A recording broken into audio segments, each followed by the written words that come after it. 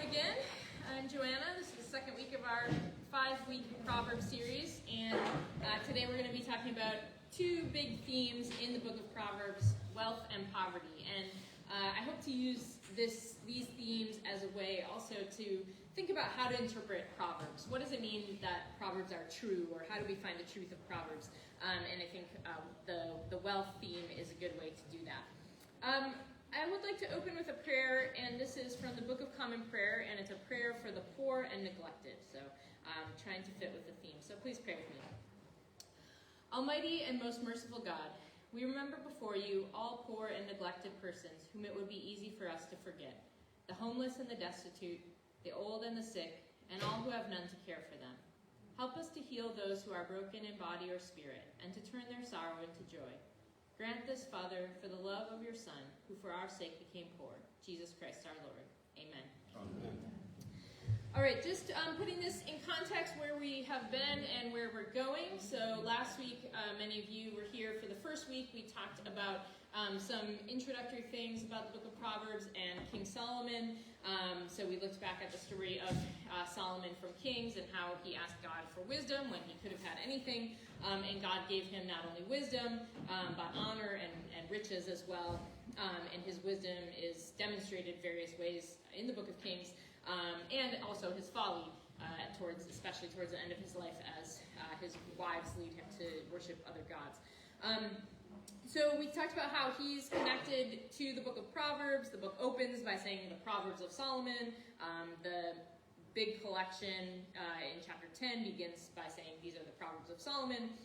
But we also saw that there's some other figures mentioned in the book, the wise, Agur, King Lemuel, the men of Hezekiah who copied Solomon's Proverbs. And so we talked about how even though we are supposed to think about Solomon as this authority behind the book and a kind of symbol of wisdom, the book also goes beyond him, I think, conceptually and also just in terms of the history of the composition of the book. We also talked a bit about the structure of the book and how it's meant to lead its wisdom students on a kind of wisdom journey. So it has a kind of the wisdom for beginners, intermediate wisdom, advanced wisdom, and so it's kind of taking students through a wisdom journey literarily as you read the book, that probably after you finish it are supposed to go back and do it again. And this quest for wisdom never ends, which is something we'll especially talk about when we talk about humility in Proverbs. So today we're talking about wealth and poverty. We'll go to look at some texts that I gave you that I had hoped to look at last week, but we didn't have time. So I hope those will serve as a good transition from talking about wisdom and woman wisdom, this figure we see at the beginning of the book, and this theme of wealth in the book. And then we'll look at some more specific verses that talk about wealth or poverty. Next week I plan to talk about ancient Near Eastern wisdom and its relationship with Proverbs. And then talking about this really important theme in wisdom literature, humility, and how humor aids in developing that theme. And then wisdom, which women and wisdom, which we've already seen a little bit last week. We'll look at this figure of woman wisdom today, and then talk more about that in the last week. So I continue to encourage you to talk to me if you have specific things you want addressed, or questions, or insights. I'd love to hear from you in person or by email. I asked you this question last time, and I just want us to keep it in mind. And this is a Lenten series, and I am trying to keep this in mind for myself as we go through this series. What does wisdom look like in my everyday life? There's lots of ways we could think about that in terms of wealth, and I have some questions for us at the end. But thinking about what's a wise attitude toward wealth, what does a wise use of resources look like for us, and there's lots of other questions we could think about that in terms of our theme today. So I hope we keep this question in mind. All right, so as I said, we're going to start by looking at some of these passages. There's this passage in Proverbs 8 where we hear woman wisdom speaking. We hear from her several times in Proverbs 1 through 9. She's a figure in this section that we hear from several times. But Proverbs 8 is probably the most commented on section of the book, and we have this whole speech from woman wisdom, and that's what's on your handout right now. I'm going to let you look at this with the people sitting near you, but first we'll just look at this introduction and how woman wisdom is set up. So the chapter begins in verse 1 at the introduction. Does not wisdom call, and understanding raise her voice? On the heights, beside the way, at the crossroads she takes her stand. Beside the gates, in front of the town, at the entrance of the portals, she cries out. So here's this figure of woman wisdom, a kind of personified wisdom. She's outside on the street, at the gates, on the heights, all these, it looks like different places in the town, calling out in a way kind of like a prophet out there, giving us these messages from God. And the rest of the chapter is her speech. And I've divided it into 4 sections because this whole thing is her speech, but each of them works as kind of a unit as well and has a particular emphasis. So what I would like to do right now is, I think we'll bracket portrait 4 because that's kind of a conclusion and it's shorter. But I would like some of you, maybe these 3 tables here, you can look at portrait 1, read that with the people sitting next to you. And these maybe 1, 2, 3, you can look at portrait 2.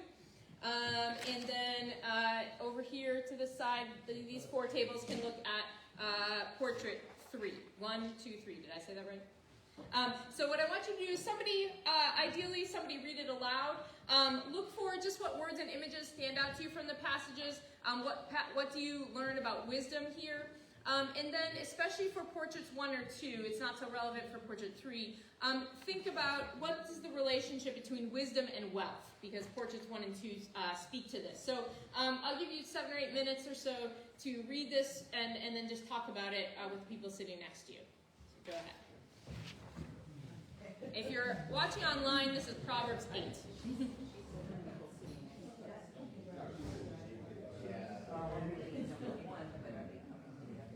You can do it however you want. You can just work with your own table, or you can work with other tables, whatever you want to do.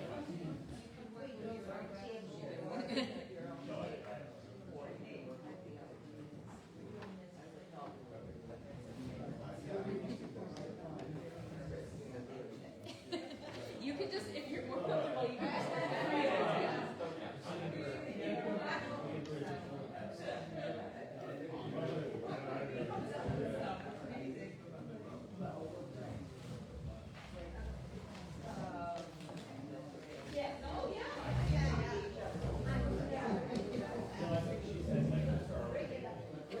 You can do it however you want. You can work with your own table, or you can talk with them. Just as long as you're talking to somebody.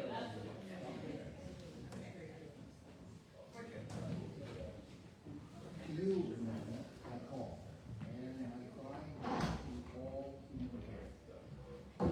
Simple things. Learn from this. Prayer intelligence, prayer, I expect noble things from my lips and from my lips.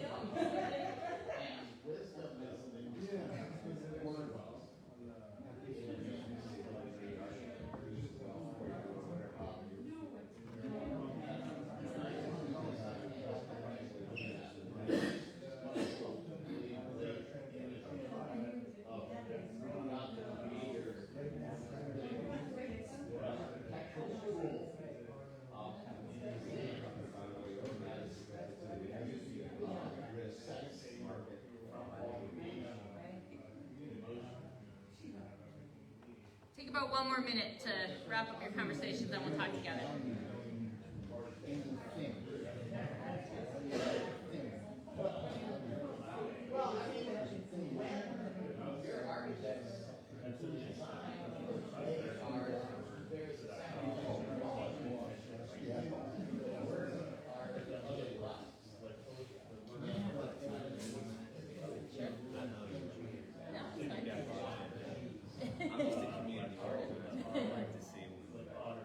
All right, Peter wants 2 or 3 more minutes, so take 2 or 3 more minutes.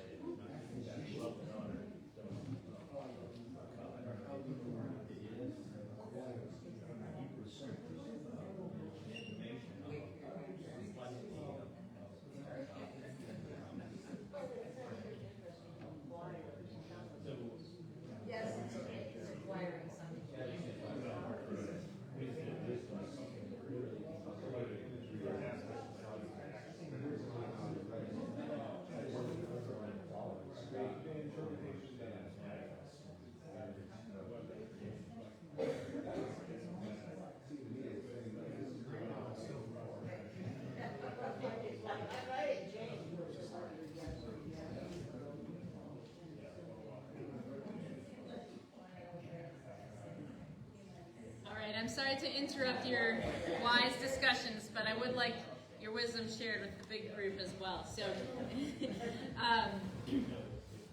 so thank you for talking about it. I think I would like, hopefully we can hear a few comments from about each passage. I think we'll start with Portrait 3 because this one has less to do with wealth, and then we'll go to Portraits 1 and 2, which will transition us into the wealth theme a little bit. So Portrait 3 is, if you didn't read it, it's about wisdom being with God at creation, basically. And would anyone who read this passage just like to speak to what stood out to them, what they talked about? This is kind of the most probably interpreted, theologically rich passage in the book of Proverbs. So we could spend a lot more time, but let's hear a few comments from Portrait 3. We were glad we got this, and we thought it was first in primer. It is a super important passage. Anyone want to say what stood out in your discussion? We read it as shining light not only on the aspect of God, which is wisdom, and therefore on God himself, Mm-hmm. But also on the instruments of wisdom in the hand of God, Uh-huh. As being something that is actually made and that has a history, and that we are called into wisdom less by an expression of who she is now than a deeper understanding of who she has been, how she is playing into meta-narrative. Yeah, that's great. Anyone else want to comment on this? What you saw in this portrait 3? We like the playing part that Yeah. it plays. It said, lots of people said, I never thought of wisdom as joyful. Or, things. So. Yeah, I'm so glad you brought that one up. If this is at the end of the passage for those of you who didn't look at it. I think this also kind of anticipates the humor aspect too. This joy and play of wisdom at creation. And it's interesting that she's in this delight and this play. She kind of serves as this mediator between God and people, because she's beside God day after day, a delight, playing before him always. And then, so God is delighting in her, she's playing before God, and then it says she's playing in his inhabited world and delighting in the human race. So she's also delighting in humans. She's kind of this bridge between God and humans through joy and play, which is, I think, a really beautiful image. Thank you. Anyone else on this one? Someone brought up, in these times, in the Old Testament times, with no indication of the Trinity, God is a triune God. Yeah. Did this point to the complexity of God, that here is God's partner helping to create? Yeah, I think that's a great thing, that this is pointing to the complexity of God. God has a partner helping in creation, and certainly this figure has been interpreted in Christian tradition as Christ. We see kind of hints of that in John 1. John seems to be drawing on creation and this passage to say, in the beginning was the Word, and the Word was with God, and the Word was God. And also we have the concept in the New Testament that Christ is the wisdom of God. That language is in the New Testament, so that Christ is the ultimate representation of God's wisdom. In Jewish tradition, this figure is interpreted as the Torah. And so, like, the Torah, even before Christ, the book of Ben Sira, basically, the wisdom of Ben Sira, which is a deuterocanonical book, makes this equation between wisdom and Torah. So the Torah is God's ultimate revelation of wisdom, in a similar way as Christians. For Christians, it's Christ.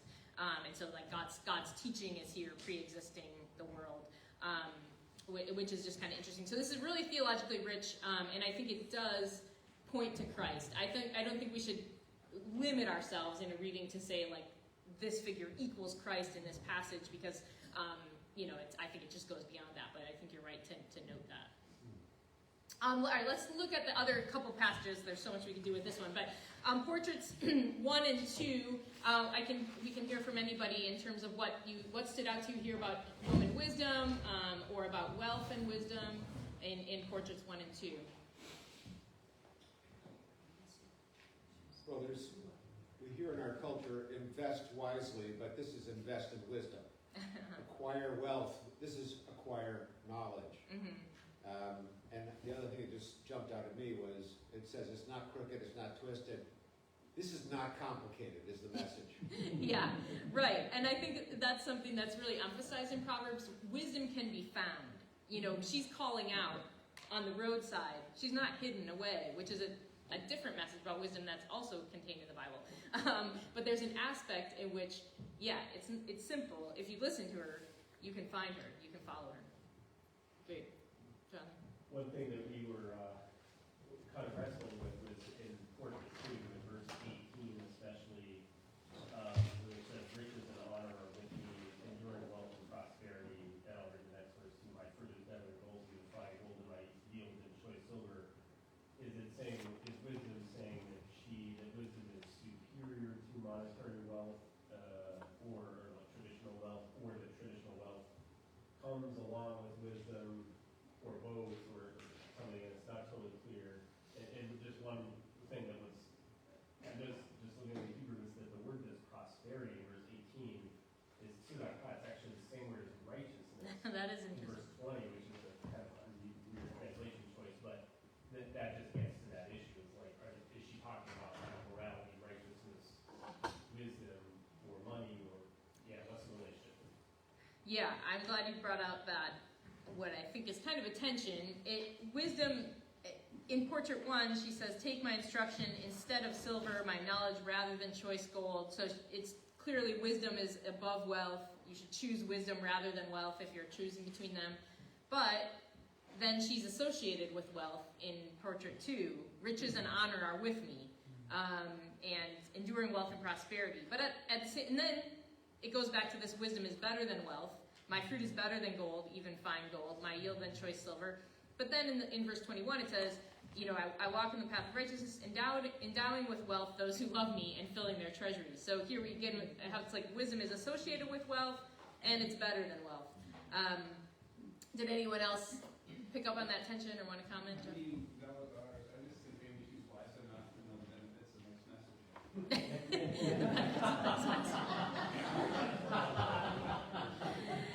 There are benefits of mixed messaging, yes.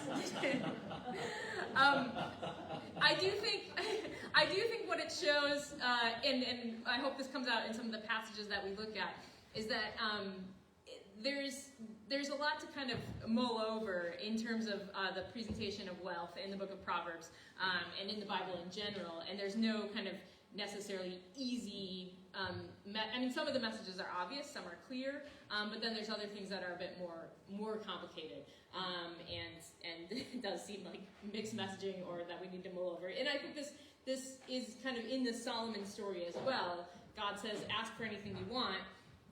Solomon says, I want wisdom, and God says, well, because you asked for wisdom and you didn't ask for wealth, I'm going to give you wealth and wisdom. So we do have that idea that wisdom is beyond wealth, but also comes with wealth too. No, I mean, beyond jokes though, this kind of unclear message about the relationship of wisdom to wealth has very real consequences. Yeah. In faith tradition today. Yes, that's true. Do you want to say something else about that? I mean, I just think one of the largest growing Christian movements, especially in Africa, has helped promote prosperity. Mm-hmm. And you can see some of the foundations of that message. Right. Yeah, Jeff is saying that this connection between wisdom or righteousness or being a Christian or whatever and wealth has had lots of destructive consequences continuing today. So I think it's important to examine these texts closely, because I do think Proverbs is one book that sometimes you could look to for a kind of prosperity gospel type of reading, a type of theology, but it's actually, I think, more complicated than that. All right, let's go on, but I hope this introduces us well to this concept. Mostly we're going to take a look at texts from Proverbs, but I just want to do quickly a kind of say something about the world behind the text, the historical context. It's, as we talked about last week, hard to place the book of Proverbs in one particular context, so it's hard exactly to say, we can't say this is the year it's written or the decade or anything. We can't totally say something super specific about society at that time. But I'll just say a couple things that we can see from archaeology, for example. So this picture is the palace in Samaria, that's northern Israel, that King Omri built, and his son Ahab also lived there, dating from the 9th to 8th centuries. So these are the ruins of it. I found some details. So this would be probably, the richest person, the richest family in the northern kingdom during that period of time, 9th, 8th centuries. The walls around the whole palace complex, I guess it's about 4.5 acres, so that's a big area, larger than many towns. But the actual palace building looks like it's about 1,800 square feet. It may have had a second story, bringing it up to around 3,000 square feet. So, many of you live in bigger dwellings than that palace in Samaria. There were also these ivories found there. That's a deer. This is a winged sphinx, an Egyptian image that many people think the biblical concept of a cherubim might have been something like that. There's a lion. So there was furniture and decorations that were inlaid with ivory, and these ivories were found at this site. It's interesting that that's mentioned in the Book of Kings, that they built palaces. Ahab built palaces inlaid with ivory. And also the prophet Amos denounces the people who live in ivory palaces, and he said God's going to tear down the ivory palaces. He talks about people lying on couches of ivory and drinking their wine out of bowls, and they're oppressing the poor. So Amos is denouncing people living this kind of lifestyle. In this time, pre-exilic Israel, most people probably weren't using. Well, coins came into being more toward the Persian period, so after the exile. In that time, there was probably more opportunity for people to make more money, lose more money. You kind of see this reflected in the book of Ecclesiastes. That may be from that period. There's lots of details about loss and profit and gain and stuff. But probably a lot of people in this time period, pre-exilic Israel, are subsistence farmers. I found this detail from a book by William Deaver, The Lives of Ordinary People in Ancient Israel. He said there's probably a small ruling class, so the 1%, just like we had talked about in our society, in a elite class focused around the palace, the ruling authorities. Somewhat larger entrepreneurial class, which in his breakdown must have been less than 20% of merchants, artisans, people like that, and then a large, basically lower class. Larger than 80%. Similarities to our society, but probably just a much larger group of people who are just struggling to get by for their, just day-to-day living, having enough food, things like that. So, as I said, similarities to our culture, but also differences. I think when we think of wealth, we're going much beyond this ivory furniture. There's, mega yachts, and in the Globe yesterday, there was a story about the Millennium Towers in Boston, the residences where there's a pet hotel, a pet spa, and your dog can get an aromatherapy facial at the pet spa. When we think of wealth, I think there's similarities and differences. In our culture, I couldn't find numbers on wealth inequalities, but I assume just from what I can get from learning about ancient Israel, I don't think they had, if you look at the numbers, like the amount of wealth inequality that we have in our culture. So there's similarities and differences, but when we think of wealth, I think we have people who are going way beyond this, sitting on an ivory couch and drinking wine in our culture. All right, so let's just, go ahead. Your mention of Samaria raises the question of the ethnic identity and religious affiliations there versus in other parts of Israel. Was there any difference 1,000 years before Christ? So in Amos, and I was just looking at it this morning, Amos, for the most part, isn't denouncing idolatry in northern Israel. Most of the things he's focused on are societal ills and injustices.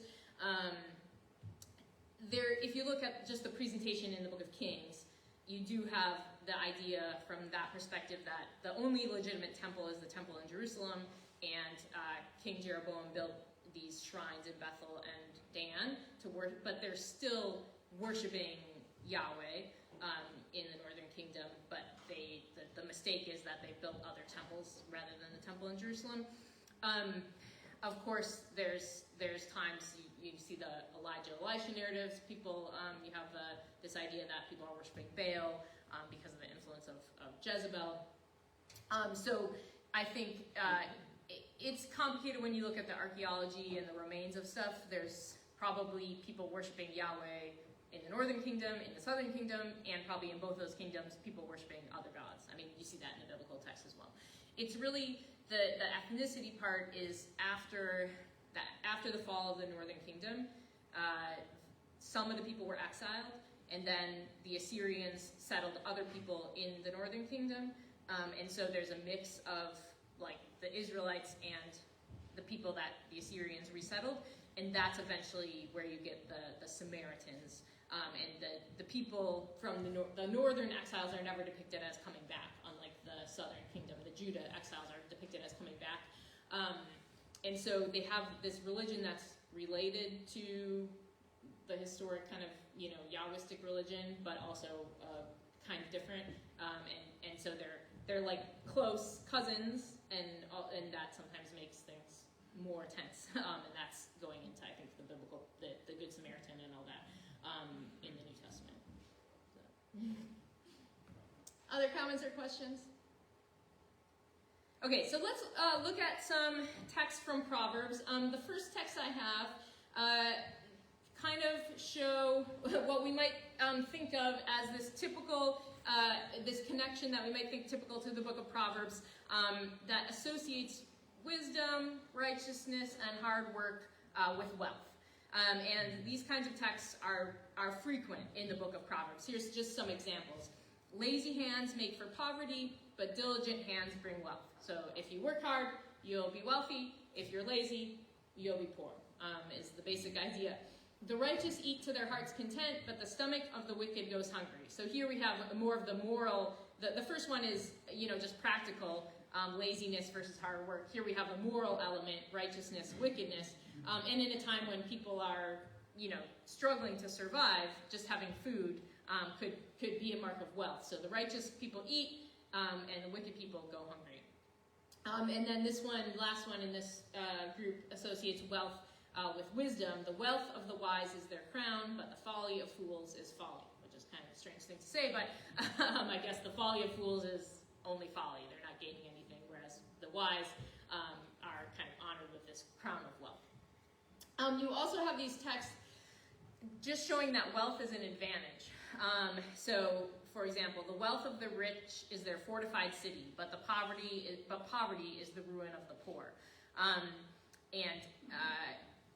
Just looked at it on its own, it just seems to be saying if you're rich, you can rely on your wealth to help you in trouble. Like a fortified city would help be a defense, but poor people don't have that kind of wealth to rely on. They don't have their fortified city. You have a couple of different verses like this in chapter 14. The poor are shunned even by their neighbors, but the rich have many friends. And then this is from chapter 27. The rich rule over the poor, and the borrower is slave to the lender. So we'll go on and see kind of some texts that complicate this picture. But anybody want to comment on any of these before we? So are you just saying that these are just statements that the poor are shunned, or they're proving that yes, shun the poor because they're lazy and wicked? Yeah, so that is a very good question. Is this just a statement, the second group? Are they just statements of fact, or are they statements of how things should be? I think what we'll see, I think on one level, they're just observations. That it's true for us too. You look around the world and we can see people with wealth have advantages. They have all kinds of advantages, and they might have more friends because they have a lot of money to spend on their friends. I think, as we'll see, we need to also take these statements in the larger context of Proverbs, and we'll see some things that kind of, we see certainly these aren't ideals, or they're not positive statements. And so either they're just a statement of fact, or if we look at them in the context of some other passages that we'll look at, they get a negative tinge to them. Is there a progression there? For example, that passage up there on the screen starts with enjoining hard work, and then the last one on the screen is, so if you don't work hard, you're going to become a slave to people who are rich. Basically, if you're lazy, you're going to end up in the poorhouse. Yeah, I mean, I think, and of course these are taken out of their context in Proverbs, and Okay. sometimes there is a kind of helpful context in Proverbs, sometimes there's not, in terms of looking at the Proverbs around them. Yeah, I think they can be read on lots of different levels, and I do think it's interesting that sometimes Proverbs just is going on this kind of practical level. Sometimes it's a moral level, and sometimes it's a kind of this wisdom foolishness level, which we see all of those in that first one associated with each other. It sounds like hearing the wisdom requires effort and industry, and it does lead to the riches. I think that seems to be a relationship there between Right. and the riches. Right. Yes. Yeah, I was just thinking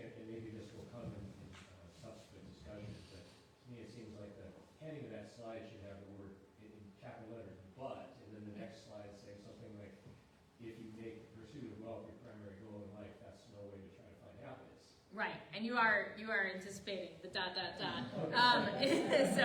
So yes, there's definitely more to the story, and I think most of us kind of, especially because of things like the prosperity gospel and just evidence to the contrary, we know that not all hardworking people are rich. We can see that. I think most of us kind of these texts can be hard for us, but I think they also we also have some of these ideas. I think most of us have some of these ideas. Most of us don't teach our kids, well, it doesn't really matter if you work hard or you don't work hard. You spend all your day playing video games. It's all the same. We don't teach that kind of message. Most of us try to teach our kids the value of hard work, or we see the value to that. Jeremy, and then I may be reading into this, but 10:15, the wealth of the rich is therefore a fortified city. Yeah. Poverty is the ruin of the poor. I almost read that as generationally. So wealth that their children have this fortified city already to take care of them, and so they're sort of locked into that wealth. Whereas poverty, your ancestors being poor more or less means you're going to be poor, and so there's a generational quality to that one. yeah, I don't think you're reading into that, because there are other proverbs that actually talk about people being able to pass wealth down to their children. And sometimes it's framed in this righteousness wicked thing, like the righteous are able to pass down to their things to their children, whereas the wicked, their wealth will go away. You get a kind of different picture in the book of Ecclesiastes, but yeah, I think that's true. Nick, you're gonna say something? I'm gonna pass. Okay, Jeff. Should we have a little bit of a class lens when we read books like this? Because when you think about who the literate class was Yeah. in ancient Israel and who would have been generating. Yeah, thanks for bringing that up. So Jeff said, should we have a class lens on this? This is something I meant to comment on with the last slide. So yes, I do think that at least at some point in the composition of the book of Proverbs, it's probably coming from a royal court setting, which would be that 1%. You see that in what we looked at last time. There's the note that these are the Proverbs of Solomon copied by the men of Hezekiah. So, the people copying the Proverbs and probably composing some and putting the book together at one point are from the elite class. And a lot of the Bible is produced by these kinds of people, because that's who can write. On the other hand, and when you just look at the content of Proverbs, you see certain Proverbs have to do with proper behavior before a king, for example. And who's going to come before the king? It's those guys that are working for him in a kind of court setting. I do think we shouldn't only limit it to that, because a lot of people think that the book, the book probably contains some more kind of folk wisdom that comes from just normal people. And also a lot of people think the book took shape in the exilic period or the post-exilic period. And so still you're working with literate individuals, but you might not have had the same class system as before. There's no, after the exile, there's no monarchy in Israel. There's certain classes, but the whole people group is under the Persian authorities, and so you may have had educated people who still aren't that wealthy or well off in terms of class. So I do think yes, on one level this is a book that may have been produced at one level by rich and privileged people, and in some sense for them. But I do think on the final level of the book, I wouldn't want it to limit it to that. Bruce? I mean, throughout Proverbs, there's this call to wisdom and virtue. Yeah. So if you're wealthy and you're not caring for the poor, Yeah. or if you're a judge and you're not judging righteously, Yeah. you're veering off the course of wisdom. Right. So if you're just acquiring wealth for yourself and yourself only, you're not part of this prosperity Right. wisdom. Right. And you've anticipated another part of the ... Jonathan? I'm thinking about Jeremy's comment about the kind of generational thing and just about like corporate and individual. I mean, I know growing up in America, I grew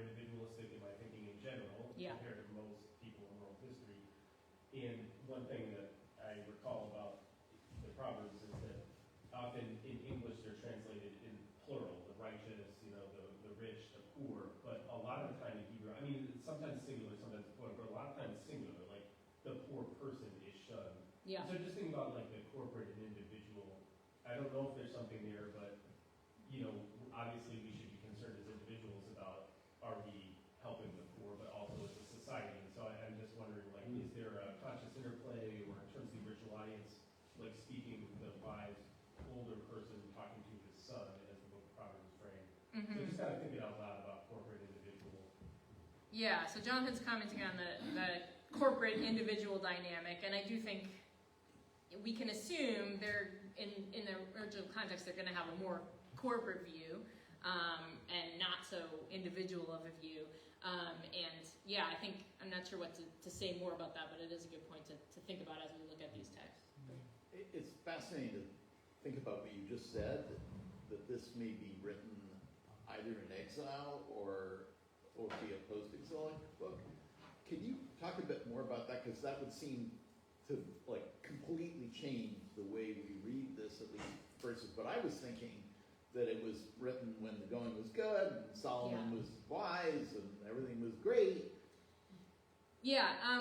So Bill's asking about the date of the composition of the book. So these things are super hard questions and things that scholars debate a lot. So anything I say, I want to be tentative about the conclusions. I do think just from the content, the notice about Hezekiah, the connection to Solomon, we do want to see a kind of big pre-exilic,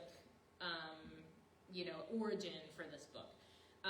But there is, I think there's a bit of a critique of kingship as the book goes on, a bit of a distancing from Solomon through these other figures, and most scholars just see at least some of the literary activity, and especially kind of the final editing and things like that going on for biblical texts in the exilic and post-exilic periods. I think with a book like Proverbs, it's hard to just nail it down to one particular setting. And so, like I said, I want to be tentative about conclusions about exactly when it was written. But So my question that I passed on yeah, is kind of related to this. Because maybe you already answered it. What's the context where, is this going to be read in synagogue? yeah, okay, so How yeah. does this come into play? Right. A A lot of that kind of stuff we don't know, what was read in synagogues. Certainly in Judaism, the most important group of texts is the Torah, the Pentateuch, and there, I think, relatively early there was some kind of synagogue reading cycle for the books of the Pentateuch. The next section is the prophets, and eventually in Judaism, in liturgy, there came to be a prophet section read also in synagogue services. Some people think that dates to the time of Jesus because you do have Jesus getting up and reading from the book of Isaiah in the synagogue. I'm not so confident that there was, I don't know if we have enough evidence to say, they already had the cycle of readings at this time. Proverbs is in the third section, which is the writings. A lot of people think that canonization went in that order, Torah, prophets, writings. And the writings is, in a way, the prophets and the writings in a way function as kind of a commentary on the Torah in Judaism especially. So it's hard to say, who knew about this book, how much was it read. There is data on literacy and things like that, but I don't, for the most part, besides Psalms, the book of Psalms, the books of the writings, they don't get quoted as much in the New Testament. The main books quoted are Psalms, Deuteronomy, and Isaiah in the New Testament. Those are the biggest. So it's hard to know how much an ordinary person would know about this book until later times. I'm not sure about that. Yeah. There's a lot more. I want to make sure we get to another couple of slides that complicate this picture of wisdom and righteousness and wealth. So, we might think if the book of Proverbs teaches that hard work hard work leads to wealth, righteousness leads to wealth, and wisdom leads to wealth, then you would think that the book might teach if you see a poor person, they must be lazy, wicked, and foolish. But what's interesting is that the book actually doesn't teach that. And it complicates, I think, this picture of wealth. So we've already seen some ideas about wisdom being better than wealth. We already saw that in Portraits 1 and 2. In chapter 8, we have some other texts that show that wisdom and righteousness are more valuable than wealth. So wealth is worthless in the day of wrath, which could be a kind of final judgment thing, or maybe just a kind of any kind of judgment or day of consequence. But righteousness delivers from death. Or those who trust in their riches will fall, but the righteous will thrive like a green leaf. So in this one, it's trust in wealth. That's wrong. And it doesn't say the righteous will still be wealthy, but they'll thrive in some way. I like this one. A kind-hearted woman obtains honor, ruthless men obtain wealth. So you have this contrast between the kind-hearted woman who's obtaining honor, and you have this one woman versus these ruthless men who obtain wealth, and it doesn't actually make a kind of judgment connection for you, but if the ruthless men are obtaining wealth, then the wealth has to be somewhat have a negative valence to it. There's several proverbs that are like this. Better a little with the fear of the Lord than great wealth with turmoil. And so if you only have a little, but you have the fear of the Lord, that's actually a better situation than having the great wealth, which is kind of counterintuitive looking at some of these other proverbs that seem to value wealth. And then you also have a lot on ill-gotten wealth, people who get their wealth in a bad way. So they're in Proverbs, if you see a wealthy person, that person is not necessarily righteous, they're not necessarily hardworking, and they're not necessarily wise, because they could have gotten their wealth in a bad way. So there's he who pursues ill-gotten gain makes trouble for his household. He who hates bribes will live. Better a little with righteousness than much gain with injustice. That's similar to that, better a little with the fear of the Lord. This text is from the chapter 1 of Proverbs, and it's the father talking to the son. And this is really this last text here, the first reflection on wealth in the book of Proverbs. And the father is setting up the scenario for his son and says, if sinners entice you, don't give in to them. If they say, and we're going to go lie in wait for people in ambush, and we'll get all sorts of valuable things and fill our houses with plunder. And the father is saying to the son, don't go along with these guys. So really, it's interesting to me that this first picture of wealth is a condemnation of these young men who are, I guess, thieving, and that kind of thing did happen. People lie along the way at roads and attack people, just like in the Good Samaritan story. So the first picture in Proverbs of wealth is this negative picture of people unjustly trying to get wealth. So there is a recognition in Proverbs that you can get wealth in a way that's not through hard work, that's not through wisdom, that's not through righteousness. And there's also a lot of things, as Bruce mentioned, about kind treatment of the poor. So you would think, on one level, if we're just reading Proverbs simplistically, that if you're hardworking, you get wealth. If you're lazy, you're poor. And then if that's the equation, there's no reason to help the poor because they deserve it. They were lazy, they're foolish, or whatever. They don't have wealth. But that's not actually, Proverbs never teaches that. And it has a lot of texts about helping the poor. So things like, it's a sin to despise one's neighbor, but blessed is the one who is kind to the needy. This is one of those that actually helps to look at the context. If you look, in 1420, the second to last one here, this is one of these that looks like maybe just a statement of fact. The poor are shunned even by their neighbors, but the rich have many friends. It's the next verse that says, it's a sin to despise one's neighbor, but blessed is the one who's kind to the needy. So at first it looks like just a statement of fact. Rich have a lot of friends, poor people don't. But then you learn, oh wait, it's a sin to despise your neighbor, and it's using the same words as the previous one. But blessed is the one who is kind to the needy. So if you put those two together, it changes the whole meaning of the first one. My 21st century Christian brain can't help but make a connection with the Beatitudes. Yeah. I mean, and there you have, in Matthew, blessed is the poor in spirit, but in Luke, just blessed are the poor. That's a great connection. Coming from the wisdom, the logos. Right, the ultimate wisdom of God. Yeah. You also have this in chapter 14, whoever oppresses the poor shows contempt for their maker, but whoever is kind to the needy honors God. So you actually have this, this closeness between God and the poor, God honoring those who help the poor. Whoever is kind to the poor lends to the Lord, and he will reward them for what they have done. Or rich and poor have this in common: the Lord is the maker of them all. So it's the acknowledgement that it's not like the rich have some kind of ultimate advantage, and they weren't created to be necessarily the rich, and God creates the poor to be poor, but God created them all. And then this idea that, again, that you shouldn't oppress the poor. One who oppresses the poor to increase his wealth, and one who gives gifts to the rich both come to poverty. So that still has this kind of connection between good and bad deeds and their consequences, but also this idea of not oppressing the poor.